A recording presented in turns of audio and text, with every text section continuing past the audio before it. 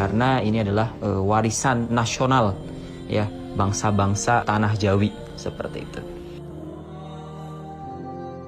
Lalu siapa sih ulama Jawi? Nah, di situ kan pertanyaannya. Siapa sih ulama Jawi? Apa sih Jawi tersebut?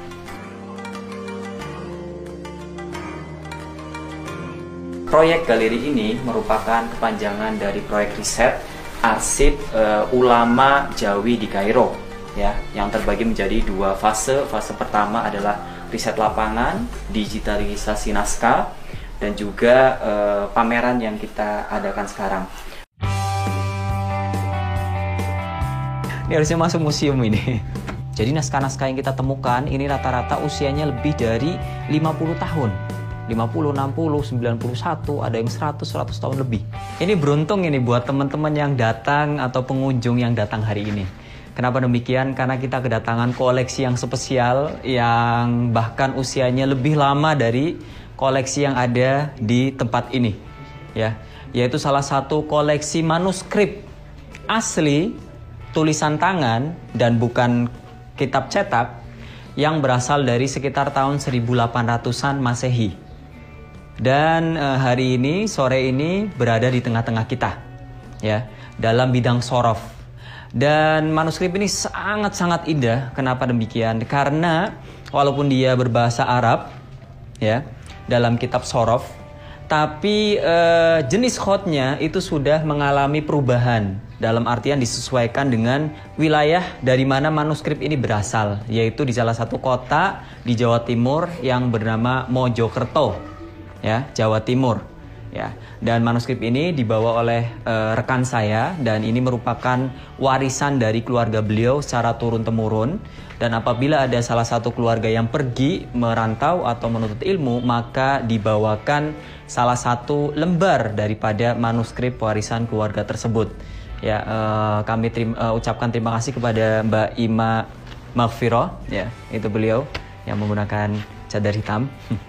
Terima kasih banyak Mbak Ima Maghfirah telah memperkenankan kami dan memperkenankan pengunjung untuk melihat koleksi pribadi Mbak Ima dan warisan dari keluarga beliau.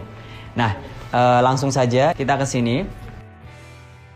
Ini yang koleksi yang baru datang dari saudari Ima ya. Ini bentuk daripada manuskrip tulisan tangan yang berasal dari tahun sekitar 1800-an. Ya, saya pribadi tidak mengetahui usia asli daripada manuskrip ini, bisa jadi lebih tua ya, karena kita tidak punya facility untuk tes karbon. Dan juga lalu bagaimana tahu ini dari sekitar tahun 1800? Nah, ini ada caranya. Ya, kalau kita belajar ilmu filologi atau tahqiq turos, maka kita akan mengetahui jenis-jenis paper, jenis-jenis kertas. Nah, zaman dulu orang buat paper itu tidak sembarangan, ya. Tapi paper itu ada capnya, ya. Capnya maksudnya apa? Capnya itu seperti mata uang kita, ya. Kalau uang di terawang dilihat di matahari, maka akan ada gambar yang muncul. Nah, itu disebut sebagai mata air, ya. Dalam bahasa Indonesia disebut mata air. Saya tak tahu dalam bahasa Melayu. Sama? Oh, sama. Nah, mata air inilah yang kemudian akan memberikan kira-kira ini sekitar tahun berapa sih? Nah, di sini adalah kertas yang dibuat oleh salah satu percetakan besar di Inggris, ya, England. Namanya apa, Neng? Propatria. Ya, nanti coba di searching ya, jenis paper of Propatria. Nah, dengan kita melacak kertasnya, maka kita akan tahu kertas ini diproduksi sekitar tahun berapa. Karena kan waktu itu British itu atau England itu kan punya kekuasaan ya dari wilayah-wilayah Afrika ya hingga ke wilayah-wilayah kita ya di dunia Melayu dan di Nusantara. Nah, maka kertas itu tersebar. Nah, dari situ maka kertas itu sampai ke wilayah Jawa Timur, khususnya kota Mojokerto. Ya, dan kertas ini digunakan sebagai alat media untuk menulis kitab atau menyalinnya. Nah, ini bentuk daripada manuskrip tersebut ya, bukan naskah, ini manuskrip tulisan tangan. Ini harusnya masuk museum ini. Nah, yang menarik dari karakteristik tulisannya adalah ini yang membuat saya sendiri kagum, ya. Setiap kali saya melihat ini tuh saya kagum sekali. Kenapa demikian? Karena walaupun ini khotnya itu khot Arabi, tapi jenis khotnya itu di luar daripada khot yang biasa yang kita kenal seperti kufi, sulus, ya, rik'ah, terus apa lagi? Diwani jali, ya. Itu tidak ada. Ini menggabungkan antara asimilasi atau assimilation antara dua peradaban, yaitu peradaban Muslim dan juga peradaban sebelumnya. Yaitu apa? Hindu-Buddha, betul ya. Jadi Hindu-Buddha itu kan tulisannya seperti huruf Palawa kuno. Kemudian setelah Palawa muncullah aksara Jawa kuno, Sunda kuno, Lampung. Nah, mereka itu memiliki bagian bawah seperti pangkon dan lain sebagainya. Nah, ini tulisan aksara Jawi. Nah, nanti bisa dilihat ya aksara Jawa itu seperti apa. Ya. Jadi sebelum kita masuk ke bab kitab, kita harus mengenal dulu ya bagian daripada naskah cetak lama atau karakteristik daripada naskah ini sendiri. Pertama, bagian kitab yang paling terkenal adalah bagian sampul. Ya, setiap kata pasti ada sampulnya. Ya, kemudian yang kedua adalah bagian muqaddimah. Ya, muqaddimah itu seperti ini. Nah, ini namanya muqaddimah. Ya, ini namanya muqaddimah. Ya. Nah, ini bagian muqaddimah ini sangat penting karena pasti merupakan permulaan dan juga biasanya disebutkan nama penulis. Salah satu hal yang cukup membuat kita bingung untuk mengkaji turos ulama Jawi adalah banyaknya ulama Jawi yang tidak menyebutkan namanya atau penulisnya di kitabnya. Ya, seringkali beliau itu hanya ditulis oleh penerbitnya Al-Alim Al-Fadil, hamba Tuhan yang tiada mau disebut namanya. Tapi seringkali penulis keceplosan. Ya, nanti bisa dilihat di mana. Biasanya ada setelah tadi ada sampul, ada bagian muqaddimah, ada ilustrasi ya. Ilustrasi itu ya seperti ada gambarnya, kemudian ada penjelas ya. Kemudian terakhir yang paling penting dari sebuah kitab maupun manuskrip yaitu bagian kolofon. Ya, kolofon ini bagian terakhir dari kitab ya, yang biasanya berbentuk segitiga. Ya, tradisionalnya berbentuk segitiga. Tapi di beberapa kali hanya seperti tanggal saja. Nah, kolofon ini apa? Yaitu kolofon ini biasanya penutup kitab yang mana nanti dia berisi informasi mengenai kapan kitab itu dicetak, kapan kitab itu ditulis, kapan kitab itu diserahkan naskahnya, kemudian siapa penulisnya, siapa muhakik atau pentasih kitabnya. Nah, dalam konteks naskah ulama Jawi ini kita mendapati dua pentahkik. Jika kitabnya ini menggunakan bahasa Arab pure, ya artinya 100% bahasa Arab, maka akan ditahkik oleh tim pentahkik bahasa Arab dari Matba'ah Mustafa Halabi. Ya, seperti Syekh Mustafa As-Saqo, Abdussalam Harun. Ya. Jadi kalau teman-teman mendengar sebuah kitab yang ditahkik oleh beliau, maka bersegeralah untuk membeli. Kenapa? Karena beliau adalah salah satu muhakik besar di zamannya. Ya. Beliau tidak macam-macam dengan kualitas kitab. Seperti itu. Ya, khususnya Abdussalam Harun ya, dan Mustafa As-Saqo. Ya, kemudian kalau kitab tersebut menggunakan bahasa Jawi ya, atau aksara pegon atau Jawi, ya berarti aksaranya itu menggunakan Jawi, tapi bahasanya bisa macam-macam. Ada Melayu, ada Jawa, ada Sunda, ya ada Banjar, ada Aceh dan lain sebagainya. Nah, maka pentahkiknya adalah orang yang berasal dari Melayu.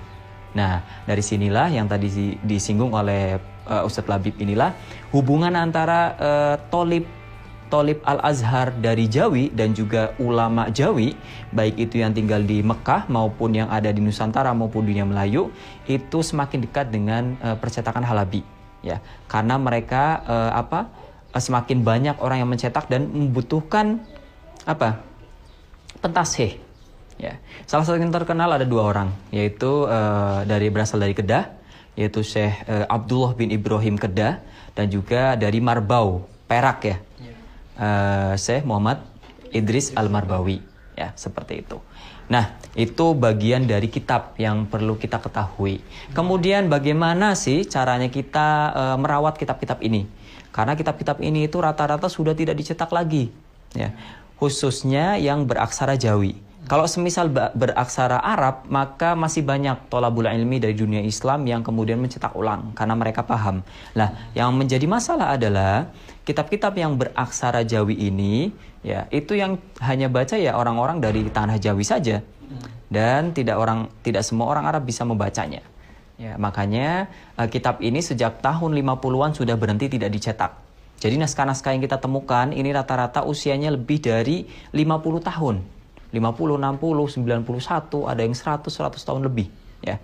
Nah, makanya ini dengan bertambahnya usia kitab ini maka akan merubah karakteristik dari kitab ini sendiri.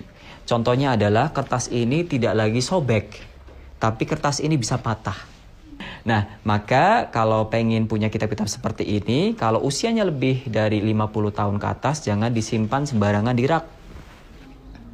Tapi kalau bisa dimasukkan ke dalam file plastik. Dan kalau bisa ya, ini bagian klipnya diambil. Ya, bagian klipnya. Kenapa demikian? Karena semakin tua kertasnya sama besinya itu akan berkarat, korosi. Ya, sehingga nanti bisa merusak kitabnya juga. Nah, lebih baik sebelum terjadi karat, maka lebih baik dipisahkan. Dan itu akan memudahkan kita ketika nanti semisal kita akan mengadakan proyek digitalisasi pribadi. Seperti itu. Mungkin kertasnya sudah sangat tua. Nah, kalau semisal ini sudah diambil kan akan mudah bisa dimasukkan ke dalam mesin scan. Seperti itu. Tapi kalau ini masih ada klipnya, ketika dibuka justru akan rusak kitabnya, sobek atau pecah seperti itu. Nah, makanya kita harus hati-hati karena ini adalah warisan nasional, ya, bangsa-bangsa tanah Jawi seperti itu. Kemudian juga di sini ada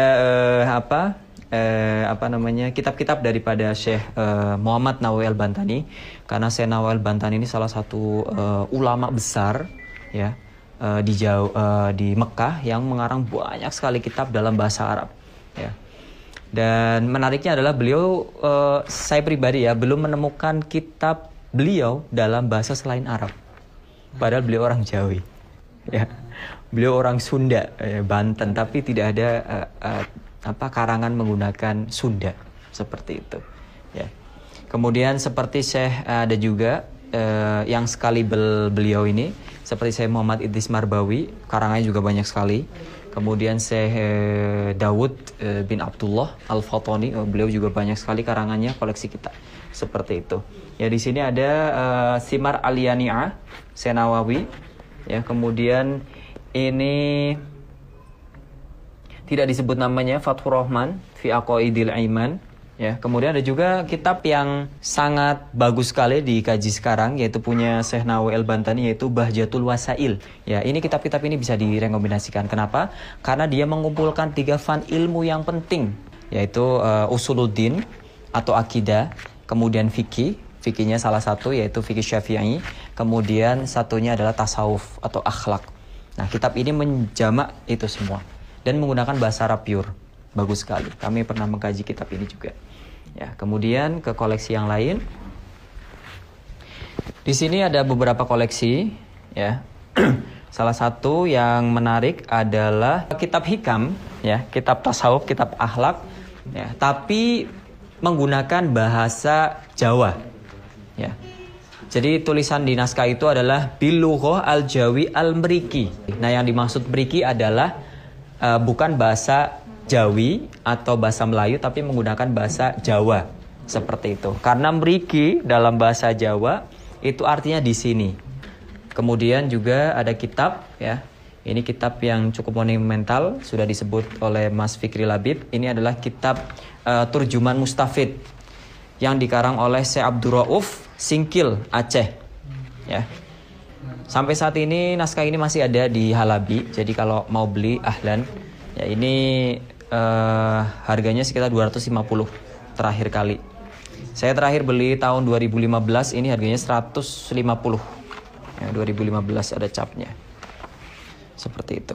Nah, kemudian beralih ke selanjutnya mengenai beberapa kamus, ya. Salah satu kamus yang sudah disinggung adalah kamus Nuzhatul Ikhwan Fi Ta'limil Lughat wa Tafsir Ikhtilafil Lisan, ya. Ini yang dikarang oleh Syekh Ismail Abdullah bin Ismail Aceh. Ya. Beliau ini kemungkinan besar beliau itu polyglot atau memiliki berbicara lebih dari satu bahasa, ya. Karena beliau ini mengarang kitab saku ini dengan 4 bahasa, yaitu bahasa Arab, bahasa Melayu, ya, kemudian bahasa Aceh dan bahasa Turki. Ya, berarti dengan adanya naskah 4 bahasa ini kita bisa tahu bahwasanya hubungan dunia Melayu itu bukan terisolir atau apa ya, kita itu dunia yang tertutup, bukan. Tapi kita adalah dunia yang saling terhubung antara dunia Arab dan juga dunia Timur Jauh, ya, dunia Islam di Timur. Nah, kitab ini cukup bagus karena di sini mencakup kata-kata sehari-hari dalam keempat bahasa tersebut. Kemudian juga ada khutbah-khutbah, ada peribahasa-peribahasa. Ya, jadi ini bisa menjadi rujukan untuk bagi yang sudah lama tidak membaca sastra Melayu. Kemudian juga ada kamus harian, ya, ini yang dikarang oleh Amir Hamzah Nasution. Beliau itu dari Delhi, ya, Sumatera Utara, sekitar wilayah Medan ya, Mas ya. Ya. Kemudian juga di sini ada karyanya Syekh Idris Al-Marbawi. Ya, seperti yang kita tahu ini kamus Marbawi, saya rasa ini sudah dicetak ulang. Ya. Kalau yang pengen tahu fotonya, ini ada foto beliau ini. Ya, fotonya sangat lama sekali. Ya. Dan yang menarik adalah di naskah ini, di jilid yang pertama, ini jilid kedua. Di jilid yang pertama ini ada mengenai himbauan, tanbih atau attention dari penulis mengenai hukum syar'i fi taswir ar-raqmi. Ya. Taswir ar-raqmi atau menggambar, maksudnya taswir raqmi itu seperti ini. Menggambar cetak. Nah, ini namanya taswir raqmi. Nah, zaman dulu seperti yang sudah dibahas Mas Fikri, itu hal-hal seperti itu sangat tabu di dunia kita, di dunia Melayu. Kenapa? Karena waktu itu kita masih di bawah penjajahan kolonial, dan juga hal-hal yang berbau atau berkaitan atau berhubungan dengan kolonial tentunya memiliki efek sosial. Efek sosial yang negatif dalam artian orang benci gitu loh. Kemudian juga ada kitab-kitab yang lain di sini seperti kitab Sorof, ya, kitab yang cukup menarik karena model kitab ini seperti model tulisan-tulisan yang ada di surau maupun di pesantren kita, ya, maknanya, ya. Ini kitab Sorof dan diterjemahkan oleh salah satu ulama Jawi. Hanya saja seperti itu tadi, tidak disebut namanya. Kemudian ada juga kitab yang menarik dari Aceh, dari Syekh Nuruddin Ar-Raniri, yaitu kitab fikih yang berjudul Siratal Mustaqim, ya, jalan yang lurus. Ya, kitab ini ada di bidang fikih Syafi'i. Tapi yang menarik adalah tidak menggunakan bahasa Arab, melainkan menggunakan bahasa Melayu. Ya, dan ini pun yang sempat dijadikan sebagai konon atau perundang-undangan hukum bagi kerajaan Islam Aceh. Seperti itu. Ya, kemudian juga ada kitab yang cukup fenomenal, ya, dan banyak diburu oleh orang dan cukup langka kitabnya. Semenjak teman-teman dari Malaysia itu datang ke sini, banyak orang yang mencari kitab ini. Ya, ini sebenarnya waktu saya temukan naskahnya sekitar 30-an. Mungkin sekarang tidak lebih dari 10 dan bisa lebih sedikit dari itu. Nah, kitab ini adalah Majmu' Ta'lifat yang dikarang oleh seorang syekh dari daerah Johor, yaitu Syekh Jalaluddin. Ya. Nah, sayangnya kalau kita buka di internet, kita tidak bisa menemukan biografi beliau. Namun alhamdulillah, ya, kitab ini berisi 4 risalah, ya, jadi 4 kitab dijadikan satu. Ya, yang pertama itu ada risalah mengenai sabat atau autobiografinya beliau. Ada yang tahu sabat? Sabat itu istilah buku untuk menulis, ya, atau mengumpulkan sanad-sanad seorang thalib di mana dia belajar.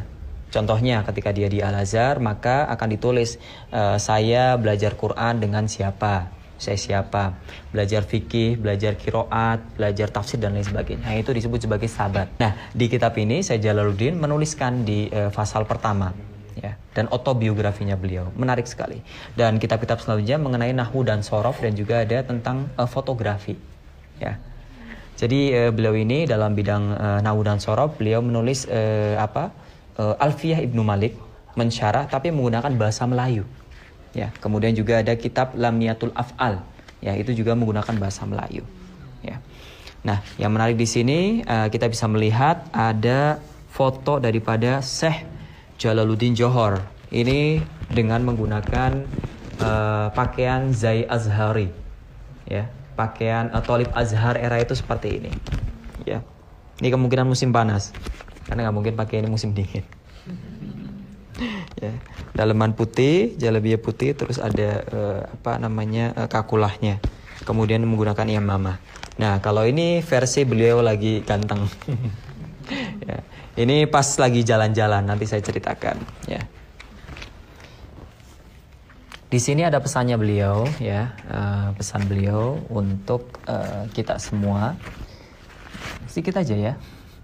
Inilah kitab amat berguna, ya, kepada bangsaku mulia dan hina. Hendaklah baca dengan amati, serta pikirkan apanya arti. Ya, jadi bagus sekali. Ti belakangnya kan. Saja. Serta tarihkan di dalam hati, buat simpanan sampai ke mati. Gitu. Ya, masih panjang. Nanti dibaca sendiri. Nah, di sini yang menarik adalah beliau ini menuliskan mengenai hukum fotografi, dan juga beliau ini belajar cara memfoto. Ya. Karena fotografi ini baru masuk ke Mesir nih. Ya. Di dunia Melayu, di dunia Nusantara, di tanah Jawa itu belum populer. Ya, dan orang masih apa itu? Punya orang kafir gitu kan. Nah, makanya di sini beliau ini mumpung sedang libur atau cuti, ya beliau belajar. Nah, salah satu adalah yang ditulis dalam buku harian beliau atau autobiografinya di kitab yang pertama. Di sini ditulis Huraian tahun 1345 Hijriah. Udah berapa tahun itu? Ya. Saya bacanya sebermula adalah pada bulan Muharram, waktu tiada mengaji karena cuti atau musamahah istilahnya, karena cuti Azhar, maka terlintaslah hati Abdullah itu bahwa belajar membuat gambar fotograf. Ya. Ya. Beliau kemudian sampai pada panjang sebenarnya. Berhajat ia bahwa mensiasahkan sesuatu perkara yang bergantung dengan dunia. Inilah rupanya. Ya, jadi beliau itu ketika cuti karena dia ke Azhar mau ngaji tapi cuti, ya akhirnya dia kan pakainya begini. Ya, pakainya Al-Azhar, pakaian mengaji dong. Nah, karena beliau cuti, maka beliau ini menukar pakaian. Saya akan pakaian Azhar itu dengan Afandi. Paham? Jadi maksudnya penulis atau Syekh Jalaluddin ketika tadi cuti, ya dia menggunakan Zai Azhari, pakaian Azhar.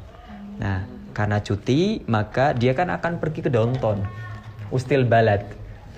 Nah, beli apa? Elabet. Kroisang elabet ya kan. Tapi beliau ini mau belajar fotografi sehingga beliau menukar pakaiannya ya dari pakaian Azhari ke pakaian Afandi. Nah, Afandi itu istilah untuk menyebut Mister, tuan dalam bahasa Turki.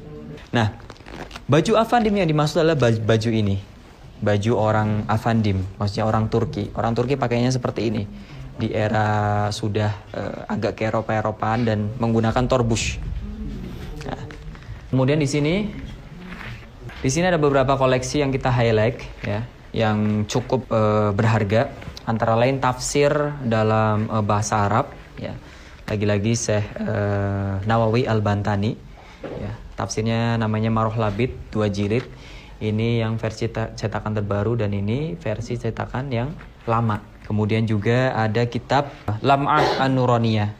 Nah, kitab ini tuh kitab kecil tapi yang sangat berharga karena di Nusantara sendiri tidak ada catatan tangannya atau makhtutnya atau manuskripnya ya, tapi kemudian kita temukan di Halabi.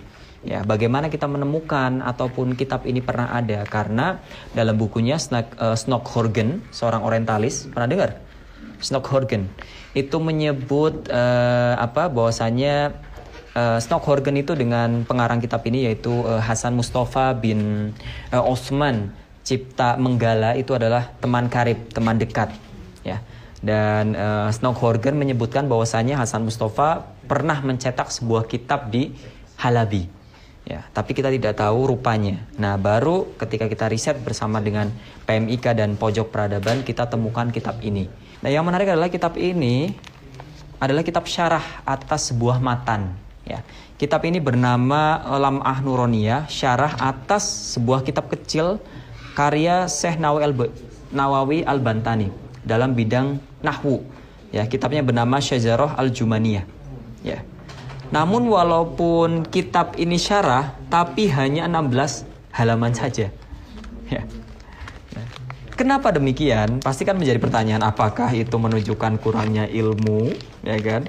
Atau bagaimana? Oh, justru ini adalah sebuah keajaiban atau bisa dikatakan kecerdasan. Ya. Seperti yang kita tahu, zaman dulu kertas itu mahal. Ya. Sedangkan ulama itu ketika mengarang sebuah kitab ini, tentunya tujuannya atau objeknya untuk tolibul ilmi, ya kan? Nah, tolibul ilmi itu kan kekuatan atau finansialnya kan terbatas. Nah, sehingga beliau juga memikirkan ketika akan menulis kitab, tulislah kitab yang kecil tapi jami' mani. Ya, jadi kecil tapi sudah masuk semua. Ya. Nah, sehingga dikaranglah kitab ini syarah. Ya. Nah, sehingga ini kitab ini bisa dikatakan semacam jurmiyahnya orang Melayu. Karena ini menggunakan bahasa Arab pure. Ya, dan ini belum ditahkik sama sekali. Ya, jadi cepat-cepatan siapa yang mau menahkik, siapa tahu mau buat disertasi atau tesis, gitu. Ya. Dan Syekh Hasan Mustafa ini berasal dari Garut. Garut itu kota di Jawa Barat, Indonesia. Beliau ini sastrawan besar. Ya, kitab karangannya banyak sekali. Kemudian ada juga kitab yang kita temukan di Halabi juga, yang cukup langka, yaitu kitab Parukunan Melayu Besar. Ya, di kitab Parukunan Melayu Besar ini adalah karangan Syekh Abdul Rashid Banjar. Ya, kitab Parukunan Besar ini merupakan diambil sebagian daripada kitabnya Syekh Muhammad Arsyad Banjar. Ya, suku Banjar sendiri merupakan salah satu subsuku Melayu. Ya, jadi Banjar itu masih Melayu. Dan yang menarik adalah istilah parukunan ini tidak banyak ditemukan kecuali ada di wilayah suku Banjar ini. Jadi parukunan itu istilah atau mustolah untuk menyebut kitab yang isinya itu hukum adat dan hukum syar'i. Ya, dan ini mengenai bab haji, ya, sholat, puasa, zakat, dan lain sebagainya. Nah, yang bisa kita lihat salah satunya ini kitabnya sudah ketika ditemukan bentuknya kurosat-kurosat, sudah terpotong-potong, ya, sudah terpecah. Ya. Jadi ini dalam kondisi kita temukan seperti ini. Alhamdulillah setelah dikumpulkan ternyata ini satu kitab. Ya, jadi kitabnya lengkap. Ya, hanya saja kondisinya terpecah-pecah seperti ini. Dan waktu kami temukan ini kitabnya ada di paling bawah. Ya, di bawah kolong dan sudah tertutup dengan banyak sobekan-sobekan kertas kitab yang sudah tidak dipakai lagi dan berdebu. Masya Allah debunya 2 cm kayaknya, banyak kali debunya. Ya. Dan ada yang menarik dari kitab Parukunan ini adalah bagian belakang ini ada 2 ilustrasi penting, ya. Dan ini merupakan bukti daripada sejarah, ya. Kenapa saya katakan demikian? Karena yang pertama, ya, ini gambar pelataran.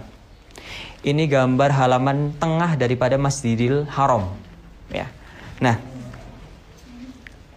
di dalamnya ada Ka'bah, ya kan? Kemudian ada 4 mimbar. Nah, sebelum otoritas Mamlakah Arabiyah As-Saudiyah itu berkuasa dan mengadopsi madhab utamanya yaitu madhab Wahabiyah yang berasal dari Muhammad bin Abdul Wahab, ya. Sebelumnya kalau sekarang kan imamnya satu, ya kan? Maksudnya tempat mimbar pengimaman itu satu. Zaman dulu mimbar pengimaman itu dibagi sesuai dengan madhabnya. Ada madhab Imam Malik, ya, kemudian ada Imam Hanafi, ada Imam Hambali, dan juga Imam Syafi'i. Salah satu yang menarik adalah ukuran mimbar Syafi'i ini cukup besar. Ya, ini tidak digambar melainkan ada alasannya, yaitu apa, bahwasanya menjadi bukti komunitas Jawi, ya, atau orang dari dunia Melayu dan Nusantara itu banyak sekali. Ya, maksudnya banyak yang mengajar, banyak yang tinggal di situ. Ya, sampai kan mereka juga mencetak kitab di Mesir, ya kan? Ya, seperti yang kita lihat hari ini. Ya, namun setelah otoritas Mamlakah Arabia Saudi berkuasa, maka konsep seperti ini dihilangkan. Ya, jadi satu aja seperti itu. Ya, sayang sekali. Nah, kemudian yang satunya adalah mengenai peta dunia. Ya, peta dunia ini mencakup Samudra Hindia, ya, antara Mesir, antara benua Afrika, Eropa, dan juga Asia. Nah, di sini kita bisa melihat ada khotul istiwa atau garis khatulistiwa. Ya. Tapi di atasnya ada garis miring ke atas, serong ke kanan. Nah, ini apa? Membuktikan pembetulan arah kiblat yang seharusnya untuk wilayah-wilayah di tanah Jawi, khususnya orang-orang yang ada di Pulau Jawa.